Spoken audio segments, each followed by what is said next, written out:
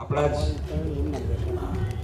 હૈયાના હાર જેવા આ વક્તાઓને હું આમંત્રણ આપું છું અને મંગલ પ્રારંભ કરે શ્રી રામ મોરી, ડોક્ટર નિમિત ઓઝા અને શ્રી ભવ્ય રાવલ. આભાર સાહેબ, બરાબરની પીઠી ચોળી દીધી એટલે પરણવાની મજા આવશે. ગુજરાતી સાહિત્યના પડાવની વાત કરી અને સાહેબે બહુ સુંદર રીતે ડિટેલિંગ સાથે અત્યાર સુધી ગુજરાતી સાહિત્ય કયા કયા પડાવમાંથી પસાર થયું એના વિશે વાત કરી છે. હવે એક એવો પડાવ છે જેમાં અમે છીએ અને તમે પણ છો, કારણ કે તમારી પાસે અભિવ્યક્તિના સાધનો વધી ગયા છે. આજે તમે તમારી વાતને, તમારી લાગણીઓને સોશિયલ મીડિયા ઉપર મૂકી શકો છો. હું તો ટિકટોકને પણ એક પ્રકારની અભિવ્યક્તિ જ ગણું છું, બહુ મોટી અભિવ્યક્તિ છે.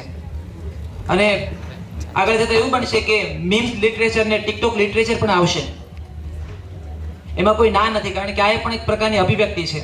તો આપણે એવા પડાવ પર ઊભા છીએ જ્યાં સાહિત્યના જેટલા બંધારણ છે કે જેટલા નિયમો છે એ નિયમોને ફરીવાર ચકાસવા પડે એવી સ્થિતિ આવીને ઊભી છે. કારણ કે બંધ વગરનું સાહિત્ય હવે સર્જાય છે.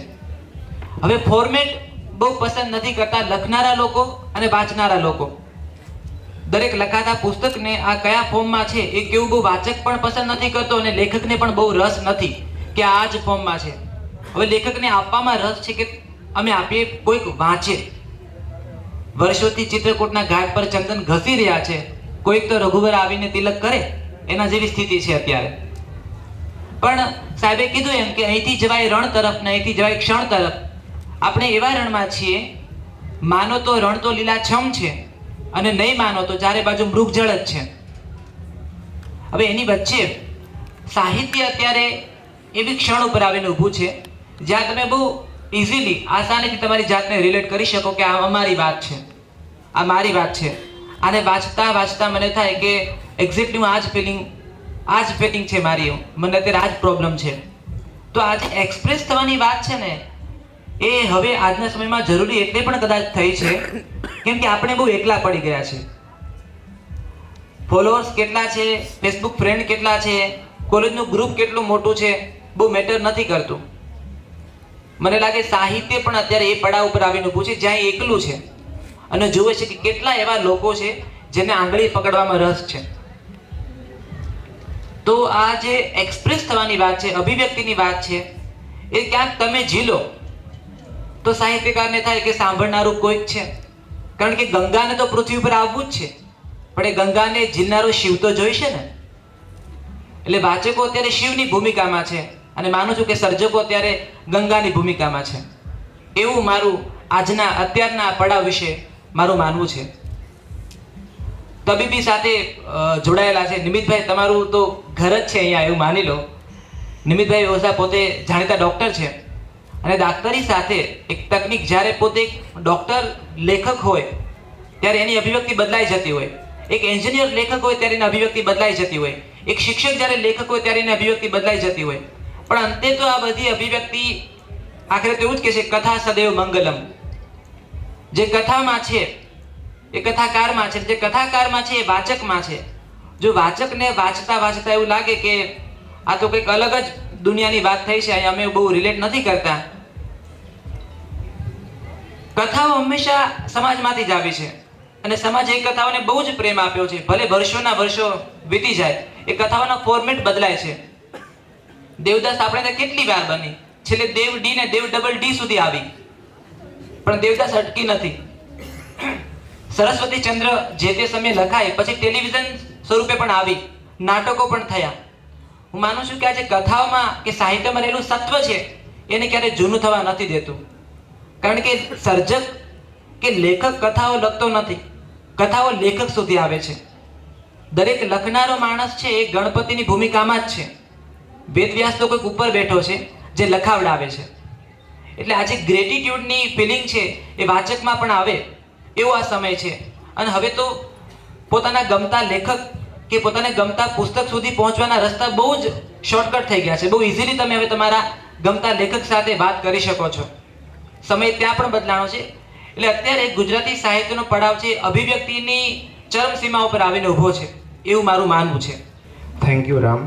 પહેલાં તો તમે લોકો આવો સરસ રવિવાર હોવા છતાં, ઇન્ડિયા ન્યૂઝીલેન્ડની મેચ હોવા છતાં, પંગા રિલીઝ થયું તેમ છતાં અહીંયા આવ્યા છો, તો ગુજરાતી સાહિત્ય 100% આ જે કંઈ છે ગુજરાતી સાહિત્ય બેટરમેન્ટ છે એવું આપણે સમજી લઈએ.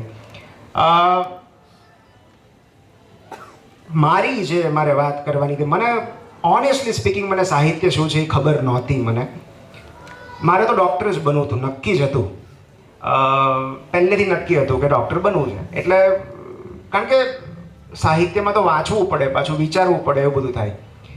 એટલે 2011માં મેં મારી જાતને અભિવ્યક્ત કરવાની શરૂઆત કરી. બેઝિકલી સાહિત્યની શરૂઆત અભિવ્યક્તિથી જ થતી હોય છે. તો મને ખબર નહોતી ત્યારે કે અનનોઈંગલી હું કઈ ડાયરેક્શનમાં જઈ રહ્યો છું. તો 2011માં મેં અભિવ્યક્તિ કરવાની શરૂઆત કરી અને 5 વર્ષ સુધી મારા માટે લખ્યું મેં. મને ક્યાંય પબ્લિશ કરવાનો ઈરાદો પણ નહોતો. 2016માં એવું થયું કે આ તો ઘણું બધું મટીરિયલ થઈ ગયું છે, આ આપણે પબ્લિશ કરવું જોઈએ. અને મારા ગુજરાતીના સાહેબ, મારી નિશાળના ગુજરાતીના સાહેબ, એની પાસે હું આ લઈને ગયો. મેં કીધું તમને શું લાગે છે, આ પબ્લિશ કરવું જોઈએ? તો મને કીધું ના, આપણે કરીએ કે આપણે કોઈને બતાવી જોઈએ પહેલાં કે આ પબ્લિશેબલ મટીરિયલ છે કે નહીં એમ. એટલે ભાવનગરના જ એક બહુ એસ્ટાબ્લિશ્ડ અને બહુ વયોવૃદ્ધ સાહિત્યકારને અમે એ મટીરિયલ આપ્યું અને 2-3 દિવસ પછી એમનો જવાબ આપ્યો. એમણે મને કીધું કે આ પબ્લિશ ન કરાય. મેં કીધું ઓકે ફાઇન. મને કે આ સાહિત્ય નથી, બીજું કંઈ પણ હોય, આ સાહિત્ય નથી, આમાં ખૂબ બધા અંગ્રેજી શબ્દો છે. તો આ તો ગુજરાતી ભાષાનું ઇન્સલ્ટ કહેવાય, અપમાન કહેવાય. એટલે એ પુસ્તક લઈને હું મારા સાહેબ પાસે ગયો અને મેં કીધું આ this is the first review, આ પહેલો ફીડબેક છે અને તમે કહેતા હો તો આ પુસ્તક મને અહીંયા અટકાવી દેવામાં પણ વાંધો નથી. We will not publish it, fine. એટલે મેં કીધું તમને શું લાગે છે? તમને જો લાગતું હોય તો આપણે પબ્લિશ નહીં કરીએ, દેટ ઇઝ ફાઇન. મને કે ના પબ્લિશ તો કરવું જોઈએ. મને 2 વસ્તુની ખબર છે. એક તો એ કે નવું છે, ઇટ ઇઝ ડિફરન્ટ. જે ટ્રેડિશનલ છે એવું નથી, આ ઇટ્સ ડિફરન્ટ. અને બીજું, આ મૌલિક છે, સૌથી મહત્વની વાત. તો મને એવું લાગે છે કે ઇફ ઇટ ઇઝ ડિફરન્ટ, એ જ તો તમારા મૌલિક વિચારો છે, તો મને એવું લાગે છે ક્યાંક એની માટે સ્કોપ છે. અને એ પુસ્તક મેં જાતે પબ્લિશ કર્યું, કારણ કે ત્યારે પબ્લિશર કોણ કહેવાય, કઈ રીતે અપ્રોચ કરવો એ પણ મને ખબર નહોતી. એ પુસ્તક મેં સેલ્ફ પબ્લિશ કર્યું. અને વચ્ચેનું મારે તમને કહેવાની જરૂર નથી, આજે ગુજરાતી સાહિત્યના પડાવ ઉપર હું તમારી સામે ચર્ચા કરી રહ્યો છું. તો કહેવાનો મતલબ એ છે કે સાહિત્યને કોઈ એક બંધારણમાં, કોઈ એક માળખામાં બાંધવાની જરૂર હવે મને નથી લાગતી. સાહિત્ય એટલે આપણે એકબીજા સાથે કનેક્ટ થઈ શકીએ એટલું જ. તમને મારી વાત સ્પર્શે એ મારું સાહિત્ય છે. એ બહુ સિમ્પલ વાત છે. એમાં ભાષા કોઈ પણ હોય, એમાં શબ્દો કોઈ પણ હોય, એમાં ભાષા ન પણ હોય તો પણ મારી કોઈ વાત અથવા મારી કોઈ અભિવ્યક્તિ તમને સ્પર્શે તો મને એવું લાગે છે કે એ મારો સાહિત્યનો અત્યારનો કન્સેપ્ટ છે.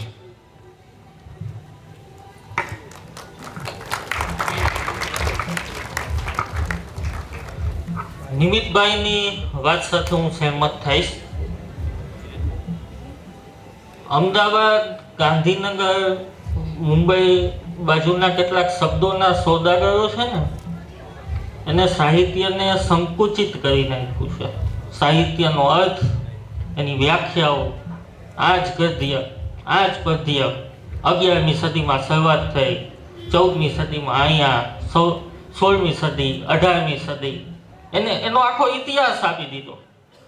અને એ ઇતિહાસ ગુજરાતી સાહિત્યકારો, ગુજરાતી સાહિત્ય સાથે જોડાયેલા લોકો કરતાં પણ જીપીએસસી, યુપીએસસી કક્ષાના વિદ્યાર્થીઓને વધુ ખબર હોય છે.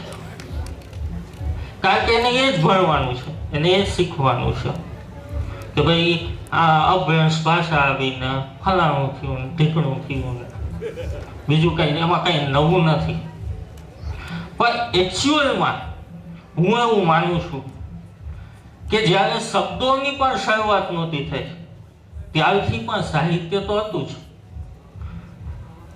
અંગ્રેજો ભારતમાં આવ્યા પછી જે પેઇન્ટિંગ, છાપખામ, પારસીઓ અને એ આખી જે સાહિત્ય જે બોલાતું હતું એ લખાતું ગયું, વંચાતું ગયું, ચર્ચાતું ગયું, શોધ સંશોધન ઘણું બધું એની ઉપર થયું.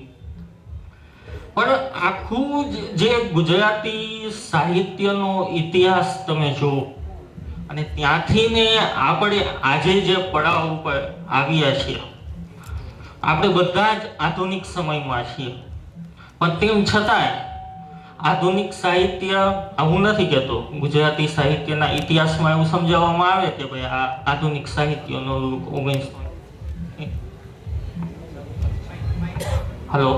1980ના સમય આસપાસ અને એ બધું થયું.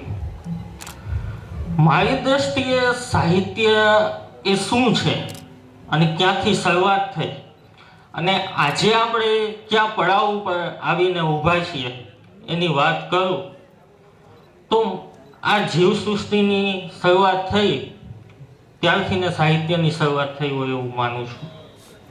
એનું એક વિઝન છે કે આપણે એવું ઠોકી બેસાડ્યું છે કે ભાઈ કે ભાષાની શરૂઆત થઈ પછી સાહિત્ય આવ્યું. અહીંની બેસેલી કોઈ પણ વ્યક્તિ શું એ માનવા તૈયાર છે કે સાહિત્ય પહેલા પણ એક ફોર્મેટ હતું જ્યારે શબ્દોની શરૂઆત, ભાષાની શરૂઆત નહોતી? તો એ લગભગ ના પાડશે. પણ હું એવું માનું છું, મારો વ્યક્તિગત વિચાર છે, અને તમે એની ઉપર સંશોધન કરો, તપાસ કરો, રિસર્ચ કરો તો તમને એ જાણવા મળશે કે જ્યારે સાહિત્યની શરૂઆત નહોતી થઈ ત્યારે એ પહેલાની, જ્યારે ભાષાની નહોતી એ પહેલા પ્રત્યાયન તો હતું જ. આખો માનવ યુગ હતો તો એમાં ભાષાઓ નહોતી, તેમ છતાં પણ વાતચીત થતી હતી, અભિવ્યક્તિ થતી હતી. તો એમાં ક્યાં ભાષાની જરૂર પડે, ક્યાં સાહિત્યની જરૂર પડે? અને આપણે એવું માનીએ છીએ કે આ અભ્યંશ ભાષા આવી 11મી સદી, 12મી સદી ગુજરાતી થઈ. સાહેબ, હું એમાં નથી માનતો. પછી પણ જે ભાષા જીવવાની છે, જેમાં સત્વ છે, સંસ્કાર છે, સંસ્કૃતિ છે, એ ભાષા એ અનંત સુધી, આદિ માનવ કાળથી લઈને જ્યાં સુધી સૃષ્ટિનો અંત નહીં થાય ત્યાં સુધી એ જીવવાની છે. એને કોઈ મિટાવી ના શકે. કારણ કે તમે આપણો ઇતિહાસ તપાસો, 11મી સદીથી લઈને 19મી સદી ઉપર કેટલા ગુર્જર રાજાઓએ શાસન કર્યું અને કેટલા ગુર્જર રાજાઓ સિવાયના લોકોએ શાસન કર્યું. તો એમની ભાષા, એમની સંસ્કૃતિ એ આપણી ગુજરાતી ભાષા ઉપર આવી નથી થઈ. આપણે એને સ્વીકારીએ છીએ, એનો ઉપયોગ કરીએ છીએ, એ અલગ વસ્તુ છે. તો મારો કહેવાનો ભાવાર્થ એટલો જ છે કે સાહિત્ય, ભાષા, પ્રત્યાયન આ બધું જ માનવ જીવનની શરૂઆતથી લઈ એના અંત સુધી રહેવાનું છે. અને આને કોઈ પડાવ નથી, કારણ કે પડાવ તો એનો હોય જેની કોઈ મંજિલ હોય. આ તો મંજિલ વિનાની સફર છે અને એ તો અનંતની આખી યાત્રા છે. જો વર્તમાન સમયની વાત કરવામાં આવે તો મને એવું લાગે છે કે ગુજરાતી સાહિત્ય એના સૌથી ખરાબ સમયમાંથી પસાર થઈ રહ્યું હોય, એના તળિયે હોય. એનું કારણ એ છે કે 1910-20, 1950, 1960-70 ના સમયગાળામાં જે 18મી 19મી સદીમાં 20મી સદીમાં જે સાહિત્ય આખું જે લખાયું, એવા પ્રકારનું સાહિત્ય અત્યારે લખાઈ નથી રહ્યું. કનૈયાલાલ મુનશી જે સંશોધનાત્મક સાહિત્ય લખતા હતા એવું સાહિત્ય અત્યારે નથી લખાઈ રહ્યું. પહેલાના સાહિત્યકારોમાં કેવું હતું કે એ લોકોને કોઈ પણ વિષય હોય, સમસ્યાઓ હોય, એ લોકો છપ્પનિયો દુષ્કાળ પડે તો એની ઉપર લખે, નર્મદ હોય તો એ બહેનોએ જોડા કેમ ન પહેરવા એની ઉપર વાર્તાઓ ને લેખો લખે. એ સિવાય દૂધ પીતી હોય, કુરિવાજો હોય, તો એની ઉપર જે તે સમયે ઘણું બધું લખાયું. પણ અત્યારે ગુજરાતી સાહિત્યનો પડાવ એ જગ્યાએ આવીને ઊભો છે જ્યાં 2001ની સાલમાં ભૂકંપ આવ્યો. પણ ભૂકંપ એવડી મોટી ઘટના આખા ગુજરાતમાં હું નથી માનતો કોઈ એવું વ્યક્તિ હોય કે જેને અસર કરતા ન હોય, પણ તેમ છતાં એની ઉપર કોઈ નવલકથાઓ લખાણી જ નહીં. આપણા ગુજરાતની અંદર એવા ભૂમિ રમખાણો થયા, ત્યારબાદ પૂર, દુષ્કાળ, આ ગુજરાતે શું શું નથી જોયું. વિનાશમાંથી વિકાસ તરફની આખી યાત્રા કરી, પણ કોઈ એવી નવી નવલકથાઓ, કવિતાઓ આપણને ના મળી. એ આપણું દુર્ભાગ્ય છે. અને એની સામે તમે કટોકટીનો સમય જુઓ, અને એવું નથી કે જૂનું પણ તમે કરી શકો. મહારાજા લાયબલ કેસ થયો તો એની ઉપર આખી નવલકથા લખી સૌરભભાઈ શાહે. પણ આખો રામ મંદિરનો ચુકાદો 450 વર્ષ થયા તો ગુજરાતીમાં આવું લખાતું નથી. આ ગુજરાતી સાહિત્યનો પડાવ છે. રિસર્ચ બેઝ સાહિત્ય લખવાનું અત્યારે સદંતર બંધ છે. અને મેં ફરીથી કહું કે સાહિત્યને અમુક લોકો એટલું સંકુચિત કરી નાખ્યું છે કે ભાઈ આ છાપાઓમાં લખે પત્રકાર, કોલમ લખે તો એનો તો કોલમનીસ્ટ અથવા કથા લેખક જ કહેવાય ને, સાહિત્યકાર તો આવો હોય ને, સાહિત્યમાં આમ હોય ને, એનું વિવેચન થાય ને, એનું પ્રકાશન થાય ને, સાહિત્યના સભા મંડળો, સમિતિઓ એ નક્કી કરે કે ગુજરાતી સાહિત્ય કોને કહેવાય ને કોને ન કહેવાય. આ ગુજરાતી સાહિત્યનો પડાવ છે. અને આ ગુજરાતી સાહિત્યનો પડાવ અત્યારેના ખરાબ સમયમાંથી પસાર થઈ રહ્યો હોય તો મને લાગી રહ્યું છે. આગળની વાત હું રામભાઈ મોળીને કહું, જણાવે શું વિચાર છે.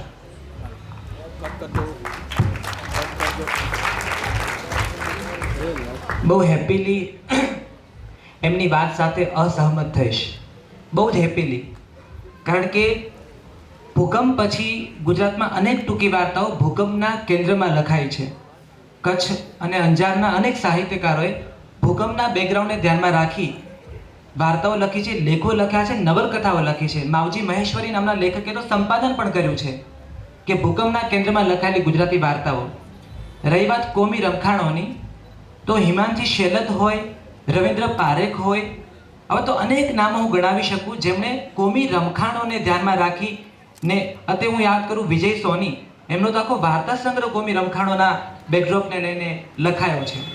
એટલે ગુજરાતી સાહિત્યમાં હવે ભાઈ નવલકથાઓ પણ લખાય છે, વાર્તાઓ પણ લખાય છે, લેખો પણ લખાયા છે અને નાટકો પણ લખાયા છે. અને એ લખાય એટલે રહ્યા છે કેમ કે લેખકનું કામ જ એ છે કે એક સંવેદન, એક ઘટના બને છે જે એના મનને એક વિચાર તો કરી મૂકે છે કે આ તો કેવી વિટંબણા. વર્ષા અડાલજા, આપણા જાણીતા નવલકથાકાર, એમની નવલકથા અણસારમાં એક પ્રશ્ન મૂકે કે હરી મને આપો એકાદ એંધાણી, કે આટલું દુઃખ, આટલી પીડા, આ બધું શા માટે? અને મને લાગે છે કે દરેક સર્જકને આ પ્રશ્ન થાય પછી સાહિત્ય સર્જાતું હોય છે. બીજું ભવ્યભાઈ વાત કરી કે હવે અમુક સમિતિ કે અમુક લોકો જ નક્કી કરે એ જ સાહિત્ય. પણ ભવ્યભાઈ અત્યારે 2020માં આપણે બહુ બેસ્ટ સમયમાં પસાર થઈ રહ્યા છીએ જેમાં આપણને લખવા માટે કોઈના સર્ટિફિકેટની જરૂર નથી પડતી. આઈ ગેસ નિમિતભાઈ, જે માધ્યમો આપણી પાસે અવેલેબલ છે, જે અભિવ્યક્તિની આઝાદી આપણી પાસે છે, તમે ફેસબુક પર લખો, તમે તમારા પુસ્તકો લખો, તમે ઈ બુકના ફોર્મેટ જુઓ, એવી કઈ કેટલી એપ્લિકેશન આવી છે જ્યાં તમે લખો. હવે એ સમય પણ નીકળી ગયો છે કે લેખકો પોતાના પુસ્તક માટે બીજા જાણીતા કે સ્થાપિત લેખક પાસે જાય કે સર તમે પ્રસ્તાવના લખી આપો તો મારા પુસ્તકમાં વજન પડશે. એ સમય પણ પૂરો થયો છે. આઈ ગેસ આ ગુજરાતી સાહિત્યનો સૌથી અદ્ભુત સમય છે જેમાં સાહિત્ય દરવાજા ખોલી નાખ્યા છે કે ડોક્ટર આવીને લખે, એન્જિનિયર આવીને લખે, વકીલ આવીને લખે, કોઈ પણ લખે, જેની પાસે શબ્દ ભંડોળ છે, જેમની પાસે કહેવા માટે વાત છે, કથા છે, અનુભવ છે, વાંચન છે, આવીને પોતાની વાત કરે. અને વાતમાં જો સત્વ હશે, એ વાતમાં જો વજન હશે તો આ વાચક, આ જે પ્રજા છે એને સ્વીકારી લેશે અને પ્રજા સ્વીકારે જ છે. એટલે અહીંયા હું એવું માનું છું કે આ સૌથી બેસ્ટ ડ્રાય ફ્રૂટ પિરિયડ છે અત્યારે ગુજરાતી લિટરેચરનો. સાહિત્યનો પડાવ છે, અમારે બને ત્યાં સુધી બીજા પડાવ વિશે બહુ વાત નથી કરવાની. તો હવે આ પડાવ સાથે અમારું જોડાણ કેવી રીતે થયું તો મને ગમશે મારા પછી નિમિતભાઈ અને ભવ્યભાઈ પણ આ વાત કરે કે હવે આ સાહિત્ય સાથે અમે કઈ રીતે જોડાયા.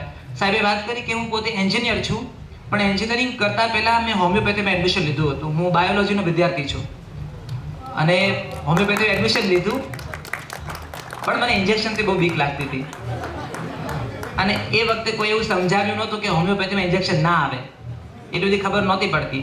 તો હોમિયોપેથીમાં એડમિશન લઈ લીધું અને ફી ભરવાના દિવસે નક્કી કર્યું કે ના આપણે તો હોમિયોપેથી ડૉક્ટર નહીં બનવું, એમાં તો રોજે રોજ ઇન્જેક્શન દેવાના આવશે. અને મેં ફેબ્રિકેશન એન્જિનિયરિંગમાં એડમિશન લીધું. પણ આ સાહિત્ય સાથે ભવ્યભાઈ બહુ સુંદર વાત કરી કે લખાતું નહોતું ને એ પહેલાં પણ સાહિત્ય હતું. આપણી દાદીમાં ઘરે સવારના પોરમાં પ્રભાતીઓને ધોળ ગાય ને એ પણ સાહિત્ય છે.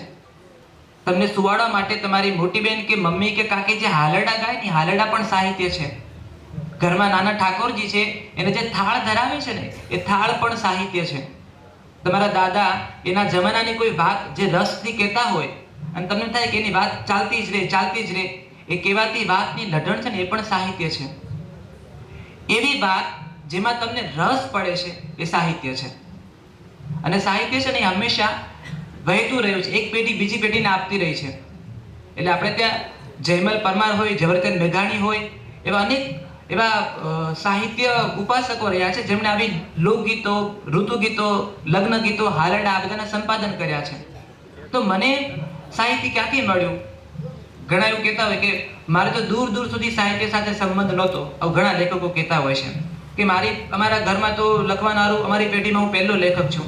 ના, હું એવું કહું છું કે મારા દાદીમાં છે કે મારી બા છે, મારા દાદા છે, એ બધાએ નાનપણમાં, હું જ્યારે નાનો હતો ત્યારે મને બહુ બધી લોકકથાઓ કીધી, વાર્તાઓ કીધી, ગીતો સંભળાવ્યા, હાલરડાઓ સંભળાવ્યા, લોકગીતો સંભળાવ્યા, એ કથાઓ સંભળાવી.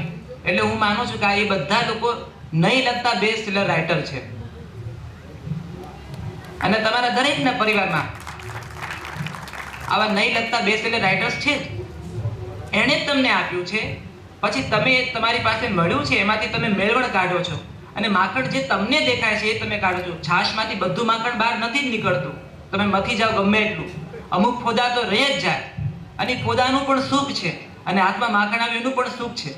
એટલે તમારી આગળની પેઢીએ તમને જે સાહિત્ય આપ્યું છે, પછી તમે તમારી સમજ પ્રમાણે એ માખણનું ઘી બનાવો છો કે માખણ સીધું તમે રોટલા પર ચોપડીને ખાઓ છો, એ તમારી પર આધાર છે.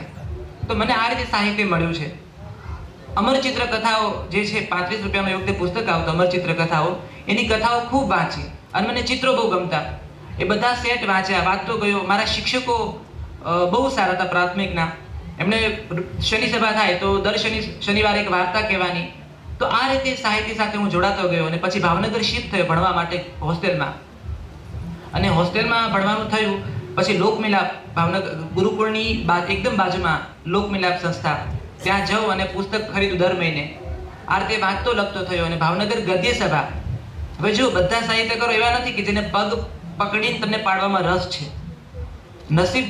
નસીબ મારા ખબર નહીં કે પૂર્વજોના પુણ્ય કે મને એવા સાહિત્યકારો મળ્યા છે જેણે મને ઉચકીને આગળ મૂક્યો છે, જેણે હંમેશા મારા કામમાં રસ લીધો છે. ભાવનગર ગદ્ય સભાએ મને લખતો કર્યો, મને સમજાવ્યું કે તારી પાસે આ કથા છે તારે કેવી જોઈએ. એ લખતો થયો અને સાહેબે જે કીધું 17 વર્ષની ઉંમરે આ રાજકોટ સાથે મારો એક સંબંધ એ રીતે પણ જોડાયેલો છે કે રાજકોટનું ફૂલછાપ ન્યૂઝપેપર મારા જીવનમાં મારું લખાયેલું કશું પહેલી વાર પ્રકાશિત થયું હોય એ ફૂલછાપ છે. 17 વર્ષની ઉંમરે મેં 5 ચેપ્ટરની એક લઘુનોવલ લખી હતી ફૂલછાપમાં. ત્યાંથી આ મારો સાહિત્ય સાથેનો સંબંધ વધારે ઘાટો થયો. ટૂંકી વાર્તાઓ લખતો થયો. મહોતું નામનું પુસ્તક લખ્યું, કોફી સ્ટોરીઝ લખી, નવલકથા લખી. ધીરે ધીરે ટીવી અને ફિલ્મ માટે લખવાનું થયું. આજે પણ ટીવી અને ફિલ્મ માટે નિયમિત લખું છું. એટલે મને એવું લાગે છે કે જેમાં હું અભિવ્યક્ત થાઉં છું, મને કહી દીધાનો સંતોષ થાય છે કે મેં આ સરસ વાત કહી દીધી. અને વાંચીને કોઈ વાચક એવું માને છે કે અમને ક્યાંક અમારી જીવાતી જિંદગીના પ્રશ્નોના જવાબ આ લેખનમાંથી મળ્યા છે. મને લાગે છે સાહિત્યની એ વ્યાખ્યા પૂરતી છે. તમે લખી છૂટ્યા છો, એમાંથી કોઈ માણસ પોતાની જિંદગીના કોયડાના ઉકેલ મેળવે છે. સાહિત્યને આનાથી મોટી ઉત્તમ સેવા બીજી કઈ હોઈ શકે? નિમિતભાઈ, તમે સાહિત્ય સાથે જોડાયા. આઈ એગ્રી કે હું એવું માનું છું કે ગુજરાતી સાહિત્યનો આ અત્યાર સુધીનો બેસ્ટ તબક્કો છે અને હું એના કારણો પણ આપીશ. એણે હોમિયોપેથીની વાત કરી, હું પણ એક મારી વાત કહી દઉં કે મારી વાઈફ MD હોમિયોપેથી છે. એટલે અમારા ઘરમાં જેટલી વાત હનુમાનની નથી થતી એટલી હનુમાનની થાય છે. એટલે પેલું તમે કહો છો ને સિમિલીમાં હા, લાઈક યોર્સ લાઈક, એટલે સારું, મને આમ ઘર જેવી ફિલિંગ આવે છે. તો ગુજરાતી સાહિત્યનો એટલા માટે શ્રેષ્ઠ તબક્કો છે કે અત્યાર સુધી ક્યારેય એવું બન્યું નથી કે તમે તમારી વાત આટલી ઝડપથી આટલા બધા લોકો સુધી એક સાથે પહોંચાડી શકો. આ ક્યારેય ભૂતકાળમાં નથી થયું. મતલબ તમે જુઓ કે તમને એક વિચાર આવે છે અથવા તમે એક નવલકથા લખો છો, નવલી કંઈ પણ, and within fraction of second તમે કોઈ પણ સોશિયલ મીડિયા પર પોસ્ટ કરી શકો તમારો વિચાર, તમારી વાત, તમારો આઈડિયા, તમારો અભિપ્રાય, અને કેટલા બધા લોકો સુધી પહોંચે છે. એક વસ્તુ. બીજું, જે ઓનલાઈન પ્લેટફોર્મ છે, જે રામે વાત કરી કે જે ઓનલાઈન પબ્લિશન્સ છે, માતૃભારતી જેવી સંસ્થાઓ છે જે લોકો નવા લેખકોને પ્રોત્સાહન આપે છે ઓનલાઈન લખવા માટે, તો એ હમણાંથી જ આ બધું શરૂ થયું છે. તો લોકો લખતા થયા છે, વિચારતા થયા છે. તમે માતૃભારતી પર કે બીજી કોઈ સાઇટ પર ને જોયો, તમને અંદર કેટલા બધા લેખકો લખી રહ્યા છે, કેટલા બધા વાંચી રહ્યા છે, કેટલા બધા વિચારી રહ્યા છે. બીજું, જે એમણે કીધું કે ઘટના ઉપર કેમ નથી લખાતું, રામે એનો જવાબ આપ્યો છે ઓલરેડી, પણ હું થોડું વધારે ડિટેલમાં જઈશ કે હવેના લેખકો ઘટનાલક્ષી નથી, હવેના લેખકો પ્રતીતિલક્ષી છે. રિયલાઇઝેશન હવે વધારે આવ્યું છે, કારણ કે ઘટનાનું છે એ સ્થાન સિનેમાએ લઈ લીધું છે. કોઈ પણ મોટી ઘટના બને 2 વર્ષમાં એનું મૂવી આવી જ જાય છે. એ રમખાણો હોય, ધરતીકંપ હોય, સર્જિકલ સ્ટ્રાઇક હોય, કંઈ પણ, તો ઓલરેડી એ બોલિવૂડ કરી જ રહ્યું છે. પણ જે બોલિવૂડ નથી કરી રહ્યું, મેં એકવાર વિનોદભાઈ જોશી, તમે નામ સાંભળ્યું હશે, ભાવનગરના બહુ જ મારા મિત્ર, અને ખાલી ભાવનગરના ના કહેવાય પણ ગુજરાતી ભાષાના બહુ મોટા કવિ, એમને મેં એકવાર પૂછ્યું હતું કે સાહિત્ય એટલે શું? સાહિત્યને આપણે વ્યાખ્યાયિત કરવું હોય તો સાહિત્યની વ્યાખ્યા શું? અને એમણે મને જે સાહિત્યની વ્યાખ્યા આપી એ મને લાગે છે પરફેક્ટ છે અત્યાર સુધી મેં સાંભળેલી. એમણે એવું કહ્યું કે જે કાંઈ પણ ભાવ અને અસ્તિત્વની પ્રતીતિ કરાવે એ સાહિત્ય. આઈ રિપીટ, જે કાંઈ પણ, આમાં ભાષા નથી, જે કાંઈ પણ ભાવ અને અસ્તિત્વની પ્રતીતિ કરાવે એ સાહિત્ય. તો આમાં ભાષા વચ્ચે ક્યાંય છે જ નહીં, ભાવ છે. કારણ કે આ જગત ભાષા પર નથી ટકેલું, આ જગત ભાવ પર ટકેલું છે. મારી ભાષા અલગ હોય, મારી લેંગ્વેજ અલગ હોય, પણ મારો જે ભાવ છે, લાગણી છે, એ તો સેમ યુનિવર્સલ રહેવાની છે. આફ્રિકામાં બેઠેલો કોઈ માણસ પણ રડતો હશે ત્યારે એની એવી જ લાગણી થતી હશે, ભલે એના શબ્દો કદાચ અલગ હોય, મારા શબ્દો અલગ છે, પણ મને જ્યારે દુઃખ થાય છે ત્યારે મને પણ એવું જ દુઃખ થાય છે જે દુનિયામાં બીજા કોઈ પણ હ્યુમન બિંગને થાય છે. અને હ્યુમન બિંગ નહીં, કોઈ પણ જીવને. હવે તો એવું આવ્યું છે કે ટ્રીઝ કેન કોમ્યુનિકેટ, વૃક્ષો પણ આપણી સાથે વાત કરી શકે છે. વૃક્ષ જેમ આપણા ECG હોય છે એમ વૃક્ષની લાઇન્સ માટેના હવે મશીન છે કે વૃક્ષના અંદરના એક્શન પોટેન્શિયલ આપણે સાંભળી શકીએ. તો દરેક જીવ કોમ્યુનિકેટ કરી શકે છે. દરેક જીવને પોતાનો ભાવ છે, પોતાનું અસ્તિત્વ છે. કોઈ કૂતરું આપણે ઘરે પાળ્યું હોય, આપણા ખોળામાં આવીને બેસે તો આપણે એને આઈ લવ યુ કહેતા નથી, છતાં એ સમજી જાય છે કે તમે મને પ્રેમ કરો છો. તો આ જે પ્રતીતિ છે, આ જે રિયલાઇઝેશન છે, એ સાહિત્ય છે મારી દ્રષ્ટિએ. તો એ રીતે આપણે જોઈએ તો જેમ શરૂઆતમાં જ ભવ્યભાઈએ કીધું કે ભાષાની જરૂર જ નથી, મૌન પણ સાહિત્ય છે, મેડિટેશન પણ સાહિત્ય છે, સંગીત પણ સાહિત્ય છે, સાધના પણ સાહિત્ય છે, સમાધિ પણ સાહિત્ય છે. કારણ કે એ આપણને રિયલાઇઝ કરાવે છે આપણે કોણ છીએ, આપણા ભાવ શું છે, આપણી લાગણી શું છે. અને અત્યારે આપણી જાતને અનુભૂતિ કરવાના અને અભિવ્યક્ત કરવાના એટલા બધા માધ્યમો, એટલો બધો ઉપાડો લીધો છે કે ભાવનગરમાં જેટલી ગાયો નથી એટલા ગાયકો છે. તમે ટિકટોકમાં વિડીયો જુઓ, દરેક જણ પોતાની જાતને શાહરૂખ ખાન કે રિતિક રોશન સમજે છે.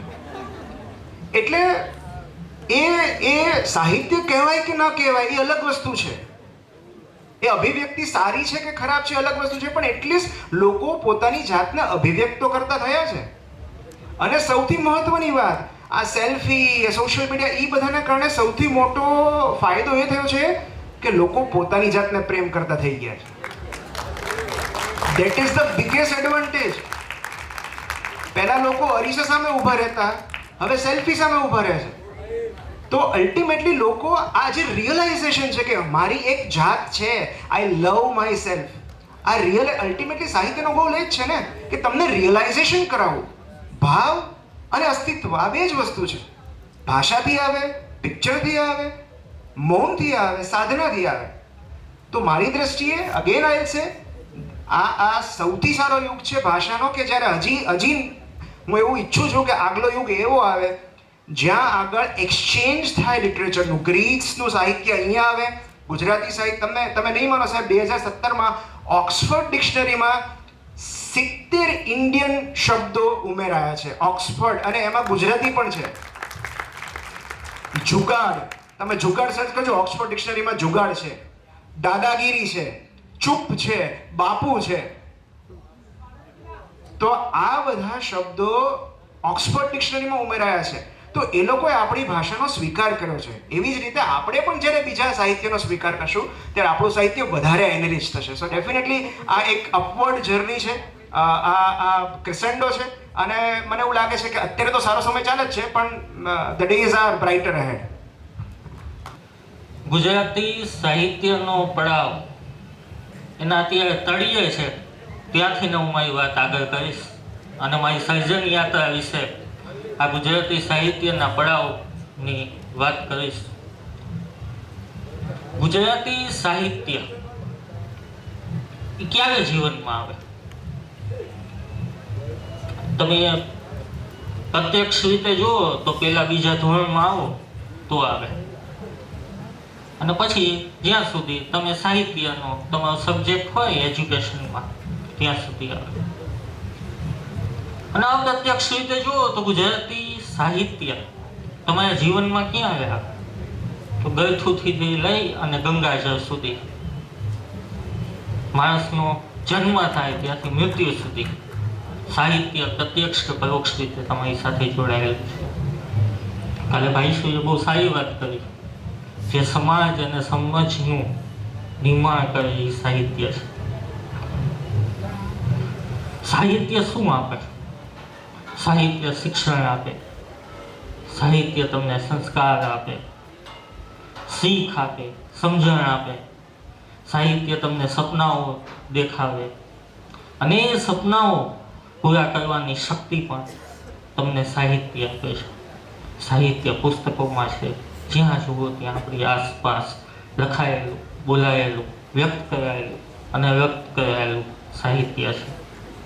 હું જ્યારે 7મા 8મા ધોરણમાં ભણતો હતો ત્યારે એક સ્પર્ધા હતી, અને એ સ્પર્ધાની અંદર મારા માટે જીતવું નહીં, એ સાહિત્યની સ્પર્ધામાં ભાગ લેવો નહીં, પણ મારા માટે એ સાહિત્યની સ્પર્ધાનું એકમાત્ર લક્ષ્ય હતું એ સાહિત્યની સ્પર્ધામાં રાખેલું આર્થિક ભેટ.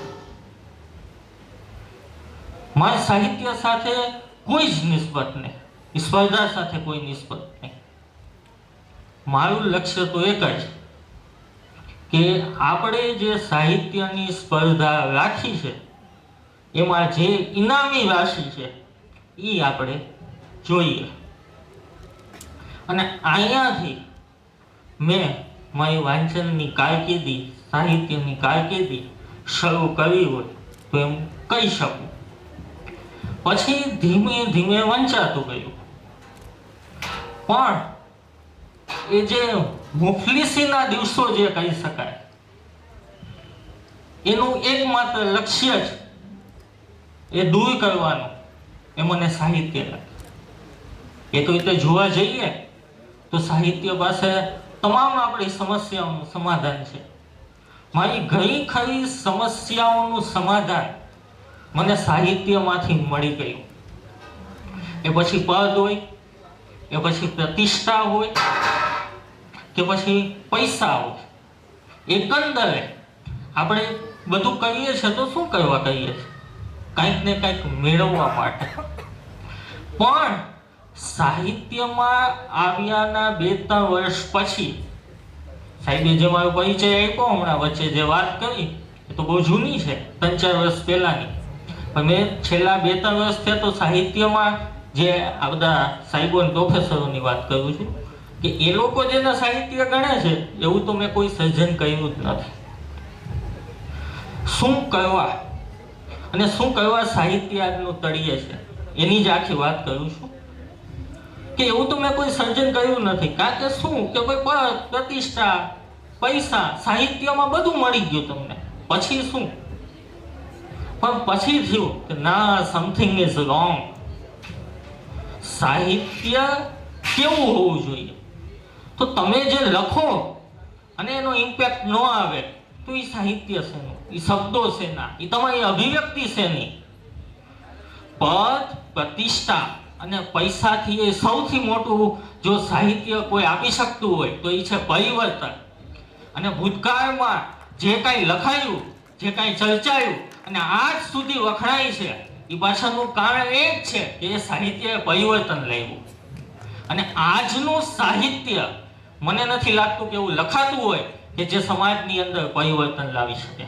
આપણે ત્યાં બહુ સાહિત્યની સારી સારી પુસ્તિકાઓ છે, લેખકો છે આપણે ત્યાં, પણ હમણાં પરીક્ષાઓ આવશે એ પરીક્ષાઓમાં સારા સારા વક્તાઓ બરાબર અલગ અલગ સ્કૂલ કોલેજની જઈને અંદર જઈને કહેશે કે પરીક્ષામાં પેપર આમ લખાય ને ડિપ્રેશનમાંથી આમ બહાર આવવું ને તેમ કરવું ને, અને પરીક્ષાના પરિણામ શું આવે છે એ જુઓ તમે. સંબંધની સારી સારી વાત કરતા લોકો બરાબર એ આત્મહત્યા નથી અટકાવી શક્યા, મેરિટલ અફેર્સ નથી અટકાવી શક્યા. આ બધું સાહિત્ય જ છે ને, બોલાતું લખાય પણ છે સારું સારું. તો કેમ એમાં એ સાહિત્યથી નથી આવતું પરિવર્તન? કેમ સુધારો નથી આવતો? આપણે અહીંયા તો સુધારાવાદી યુગ છે, તો એ કેમ નથી થતું? તો આ આપણે વિચારવાનું છે. પહેલાના સમયની અંદર કેવું હતું કે સાહિત્યકાર કોઈ સાહિત્યની રચનાની નિર્માણ કરતો, તો એ સાહિત્યની રચનાની નિર્માણ પાછળનો એના જેમ મારે કેમ હોય પદ, પ્રતિષ્ઠા, પૈસા, એનામાં ઘણા બધા કારણ હતા. એની અંદર કંઈક વલોવાતું હતું અને એ લખ્યું હોય, ક્યાંક છપાયું હોય, એકાદ દોઢ મહિને કોઈ એને પોસ્ટકાર્ડ આવે, કોઈ લેટર લખે એને એ ગોતતો આવે કે સાહેબ તમે આ બહુ સારું લખ્યું છે હો બેન, વાહ, શું તમે મારું જીવન પરિવર્તિત કરી નાખ્યું. એ સમયે થતું હતું. અને આજે આ સોશિયલ મીડિયાના હિસાબે નથી થતું. શું કહેવાય કે આજે સોશિયલ મીડિયામાં લખનાર, અભિવ્યક્ત થનાર દરેક વ્યક્તિ પોતાને લેખક, કવિ કે સમથિંગ સમજે છે. અને એ જ્યારે લખે છે ત્યારે એને ફટાફટ 5, 10, 15, 20, 50, 100, 150 લાઈક આવી જાય, 5, 10 કોમેન્ટો આવી જાય, બસ વાત અહીંથી ખતમ થઈ જાય. એને જે જોઈએ છે એ મળી જાય છે.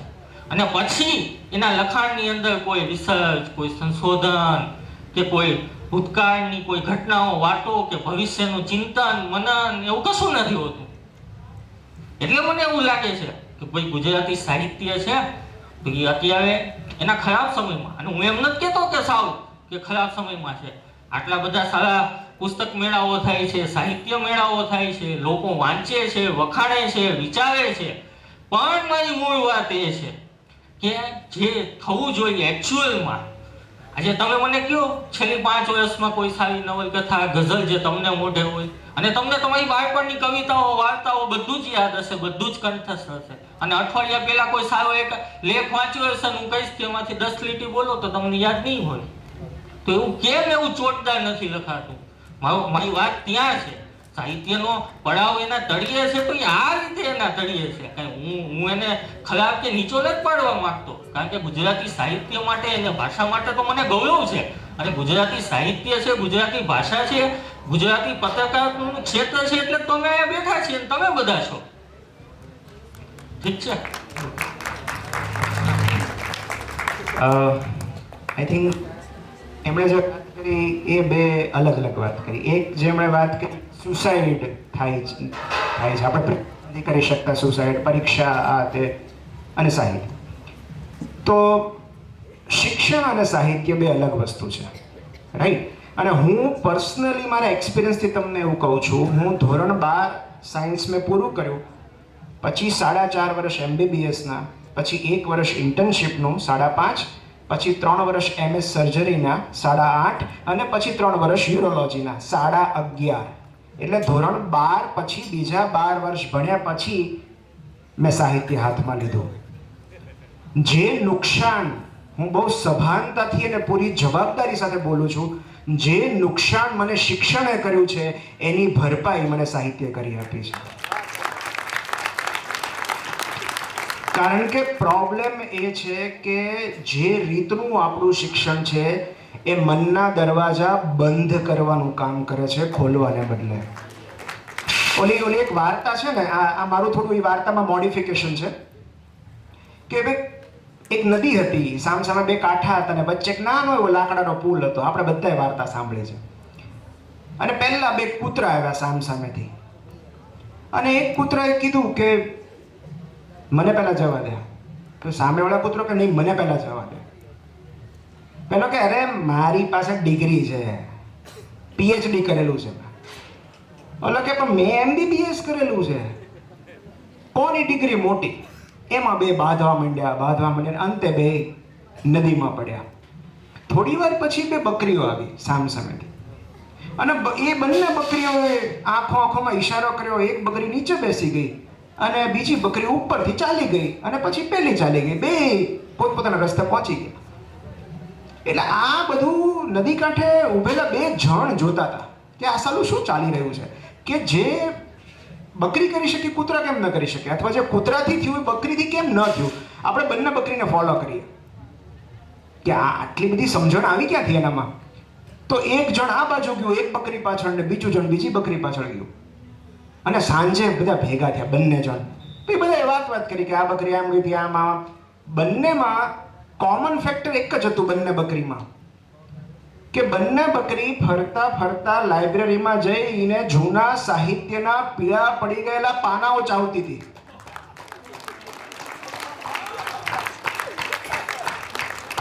જો સાહિત્ય ચાવીને બકરીને સમજણ આવતી હોય તો આપણું બ્રેઇન થોડું વધારે ઇન્ટેલિજન્ટ છે કદાચ બકરી કરતા. એટલે મને એવું લાગે છે કે જે પ્રકારનું આપણું શિક્ષણ છે ત્યાં સાહિત્યની વધારે જરૂર છે. જે ઘાવ શિક્ષણ કરે છે, કારણ કે શિક્ષણ તો આખું મને એમ લાગે છે હું 3 કલાક બોલીશ તો ઓછું પડશે. જે ઘાવ, જે ઈજા શિક્ષણ કરે છે, કારણ કે આપણે ત્યાં શિક્ષણનો કન્સેપ્ટ જ આખો અલગ છે. એ ઘાવને ભરપાઈ કરવા માટે સાહિત્યની બહુ જરૂર છે. સાહિત્ય સમજણ આપે છે આ દુનિયાને જીવવાની. એટલે બીજું, પરિવર્તન ક્યારેય આ 5 જણ 10 જણ બેઠા છે ને 10 જણ ઊભા થઈ જાય એટલે પરિવર્તન એમ નહીં. પરિવર્તન ઓલવેઝ ઇન્ડિવિજ્યુઅલ હોય છે. એ કંઈ એવી ટેન્જિબલ ઘટના નથી કે કાલ સવારે મેં એક લેખ લખ્યો અથવા મેં એક નવલકથા લખી ને 2-3 વર્ષમાં કોઈ નવું ડેવલપમેન્ટ થઈ ગયું. એ ઇન્ડિવિજ્યુઅલ પરિવર્તન હોય છે. સાહિત્ય 1 to 1 ની વાત છે. મને ખબર નથી ભવ્યભાઈની, પણ મને દર બુધવારે મારી કોલમ વાંચીને 2 મેલ એવા આવે છે જેમાં લોકો એવું લખે છે કે આ લેખ વાંચીને મારો અભિગમ બદલી ગયો. મારા માટે એટલું પરિવર્તન પૂરતું છે. મારા શબ્દો દ્વારા, મારી લાગણી દ્વારા, મારી અભિવ્યક્તિ દ્વારા કોઈ એક જણનો અભિગમ હું બદલી શકું, દેટ ઇઝ સફિશિયન્ટ. અને જે વસ્તુ મારી સાથે થઈ, તમે જૂની સદીમાં વાંચો ગ્રીક સાહિત્ય, માર્કસ ઓરેલિયસનું વાંચો, એપિક્ટેટસનું વાંચો, તો એ બધા સાહિત્ય સ્ટોઇકિઝમ છે. એ આપણે અત્યારે વાંચીએ તો આપણો લાઈફ પ્રત્યેનો કમ્પ્લીટ અભિગમ બદલાઈ જાય છે. અને ત્યારે આપણને રિયલાઇઝ થાય છે કે અત્યાર સુધી આપણે જે કરી રહ્યા હતા, જે જીવી રહ્યા હતા, it was a completely wrong style. તો સાહિત્યનું પરિવર્તન છે. જે વાંચીને મને પરિવર્તન લાગતું હોય બીજાને ન લાગતું હોય, તો એ કમ્પ્લીટલી ઇન્ડિવિજ્યુઅલ બાબત છે અને આપણે એને જનરલાઇઝ ન કરવી જોઈએ. રામ,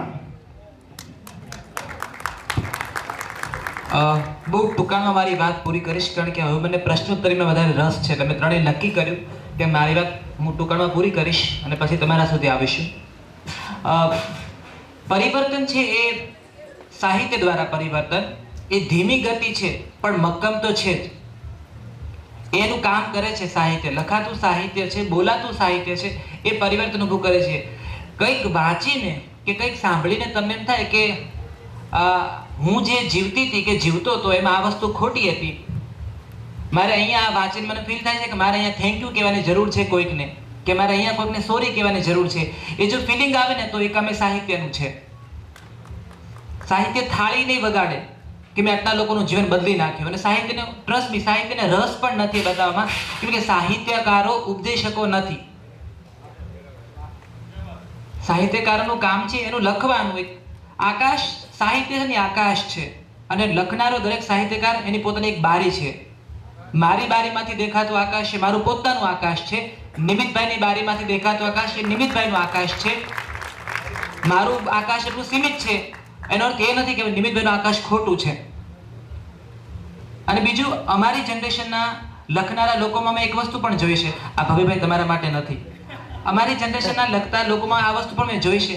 ભૂતકાળમાં લખી ગયેલા લેખકોને વખોડવાની ફેશન છે, બરાબર. મને શું નથી ગમતું ને એ કહેવાની ઝડપ આપણામાં વધારે હોય છે. મને શું ગમે છે કહેવામાં. કોઈ જ્યારે આપણને કશું બતાવીને કહે કે આ તું જોઈ જરા તને કેવું લાગે છે, તો આપણને પેલું મને આમાં આટલી વસ્તુ નથી ગમી એ કહેવાની ઝડપ આપણી વધારે હોય છે. તો મને એવું લાગે છે કે સાહિત્ય તમારી અંદરના તમને પકડી પાડે. 11-12 સાયન્સ હું કરતો હતો ને ફિઝિક્સમાં મને કંઈ નહોતું સમજાતું અને એમ થયું કે હું ક્યાં ભરાઈ પડ્યો. એવી મોમેન્ટમાં આ સાહિત્ય જ છે જેણે એક અલગ વિશ્વ ઊભું કર્યું હતું કે પુસ્તકના પાના ખોલી વાર્તાઓમાં જાઓ, કથાઓમાં જાઓ અને ભૂલી જાઓ કે મને સાયન્સ નથી સમજાતું, કે હું અત્યારે ટેન્શનમાં છું, કે મારે કોઈકને જવાબ આપવા પડશે, કે મારે અસાઇનમેન્ટ લખવું પડશે, મને એટલી પનિશમેન્ટ મળી છે. સાહિત્ય કામ એ કરે છે કે તમે તમારી જે જિંદગી જે રૂટીન જીવી રહ્યા છો એમાંથી તમને ચોરી લે છે. તમે સમય ચોરો છો, સાહિત્ય તમને ચોરી લે છે. આ કામ સાહિત્યનું છે.